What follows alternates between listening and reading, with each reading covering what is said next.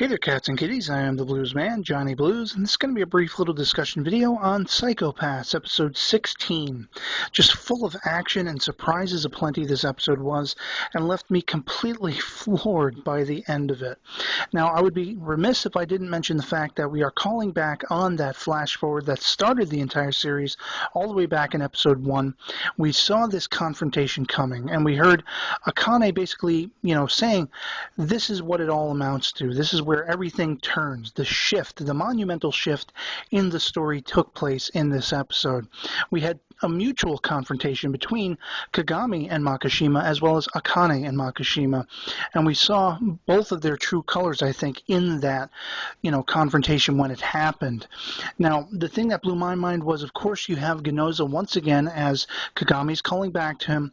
He was ordered to bring in Makishima alive.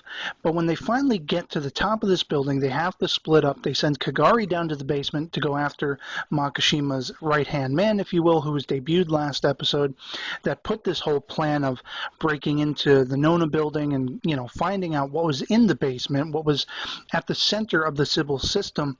It was his entire plan that he hatched, but Makishima set it into motion. So Kagari went down to fend off that guy.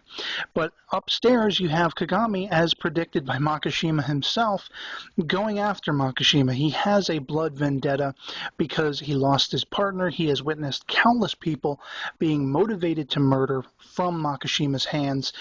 It is well and truly fitting that they finally had this confrontation at the top of the center of the entire Sybil system. But the thing that happens, you basically see that Kagami is out for blood. He wants to kill Makishima.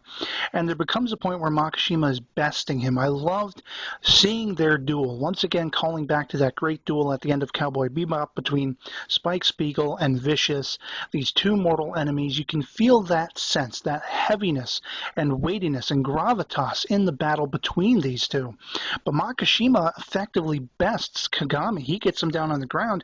He's about to slice his throat because, this is an escape, as he says, from boredom. And it's just insane. Of course, Akane gets right in there in the nick of time and astounded me with how she reacts. Kagami orders her to kill him. And, she's not taking orders from Kagami, obviously, but he's very adamant. Kill this guy. He can't leave here alive. And we almost see Akane be brought to that edge. She remembers losing her friend, everything they've been through. She remembers all of the time she spent with her, and it just all comes flooding back in a torrential flood of emotion. And that is when we see that justice prevails. She won't give in to that. The fears of everyone who has been saying all along that, she could be tainted by these enforcers, this was truly a test of her will, her might to do right, to do the right thing. And, I was so proud of Akane in that moment, because rather than kill him, she places him under arrest, and it's just phenomenal to see that scene play out the way it did. Now, getting back to Kagari, who's down in the basement, basically he's been attacked once already by one of the helmet-wearing thugs that Makishima brought into the Nona building, and he takes him out, and he starts conversing over the radio with Makishima's right-hand man, who's hacking the system, trying to break all the firewalls through all the lockdown doors, and they can only communicate within this basement section. That's not even on maps. I mean, it only shows up on the original schematics for the building. That's how secretive that they've been with this Sybil system core. So, of course, you have Kagari telling him, I hate the Sybil system. I hate what it's done to me and my friends and people like me, calling us latent criminals, prosecuting us and perverting the system and basically telling us we're worthless.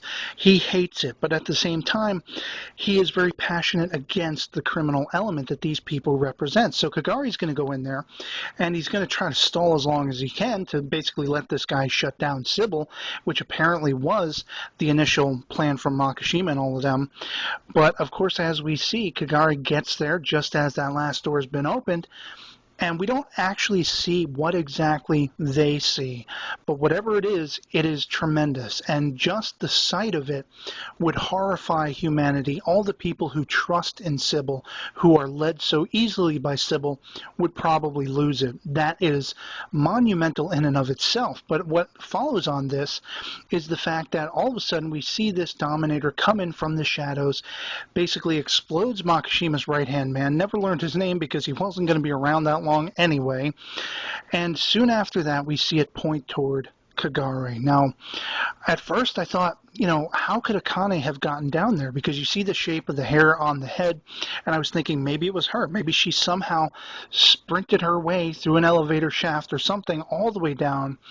But no, it was the minister, the head minister who ordered Genoza to take Makishima alive. And at least to me, it looks like she is cybernetic or an AI or something. We see half of her body destroyed, lights glowing from her innards. Looks like she's cybernetic. She points the gun at Kagare, and as it says that it's going to go into stun mode, we see her sort of pirating the signal. We hear, a warping of the voice of the gun, and she overrides it. And in that last moment, Kagare's like, wow, this really sucks. And I'm just blown away. It looks like she murdered Kagare, at least that's the impression I'm left with, to keep this secret, whatever the secret of Sybil is, guarded. And so now we have Makishima in custody. I'm sure that won't last long, but if it does, I can't wait to see what happens next, because this Sybil system, whatever it is, we know that it's wrong. We know that in some level, Makishima's goals are the right ones, even though he's going about it all the wrong ways. And I can only hope that through his actions, Kagame and Akane and all of the rest of the enforcers, the surviving enforcers, if Kagare has been killed, will know to ask questions, will know to delve into this and find out what is going on. And I'm just astounded. I'd love to hear from you guys in the comments below what you thought of this episode if you've seen it as usual. And otherwise, that's going to be it for me on this one. So I'll catch you later. Peace.